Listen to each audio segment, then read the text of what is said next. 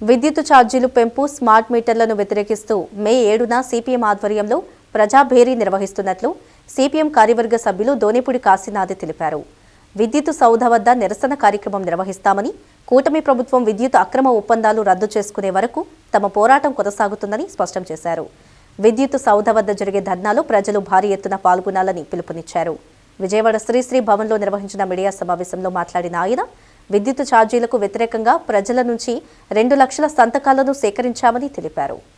Smart మీటర్ల రద్దును కోరుతూ CPM ప్రజాభేరీ నిర్వహిస్తా ఉంది. మే 7వ తేదీ విద్యుత్ సౌదా దగ్గర నిరసన కార్యక్రమాన్ని చేపట్టదలిచాం. దాదాపుగా 2 లక్షల సంతకాలు సేకరించి వివిధ వార్డుల్లో వివిధ ప్రజానేకం దగ్గర కోడళ్లలో 2 లక్షల సంతకాలు సేకరించి ఈ సంతకాలు సేకరణతో కూడినటువంటి నిరసనని తెలియజేసేటువంటి దానికి 7వ తేదీ ఉదయం 10 గంటలకి విద్యుత్ సౌదా వద్ద నిరసన కార్యక్రమాన్ని చేపట్టదలిచాం. గత వైసీపీ ప్రభుత్వం 32,000 కోట్ల రూపాయలు పెంచింది. ఇప్పుడు వచ్చినటువంటి కూటమి ప్రభుత్వం రద్దు చేస్తానని చెప్పింది. రద్దు చేయకపోగా ఉన్నటువంటి వాటికి అదనంగా ఎప్పుడో 4 ఏళ్ల కిందట వాడుకున్నటువంటి దానికి సర్దుబాటు ఛార్జీలు అని చెప్పనేటువంటి పేరుతో ఉన్నటిని రద్దు చేయకుండా అమలు జరిపేటువంటి దానికి ముందుకెళ్తా ఉంది. దాదాపుగా ఈ 10 నెలల కాలంలోనే 15,485 కోట్ల రూపాయలు ప్రజలనెత్తిన భారాన్ని మోపుతా ఉంది. ఇది కాకుండా 4 రకాల సర్దుబాటు ఛార్జీల్ని దీని మీద ప్రజల మీద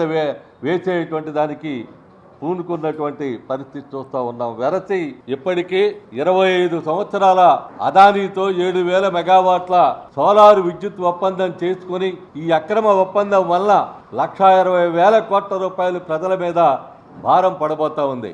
అంటే బిడ్డ తరాన రాబోయే కాలంలో పుట్టబోయేటువంటి ప్రతి బిడ్డ దీని మీద సెకీ ఒప్పందం ప్రకారం అదానీతో చేసుకునేటువంటి అక్రమ ఒప్పందం ప్రకారం బాకీ చెల్లించాల్సినటువంటి పరిస్థితి ఏర్పడతా ఉంది. అంటే 25 సంవత్సరాల పాటు ఎవడిచ్చాడు మీకు హక్కు అని చెప్పనేటువంటిది అడుగుతూ ఉన్నాం.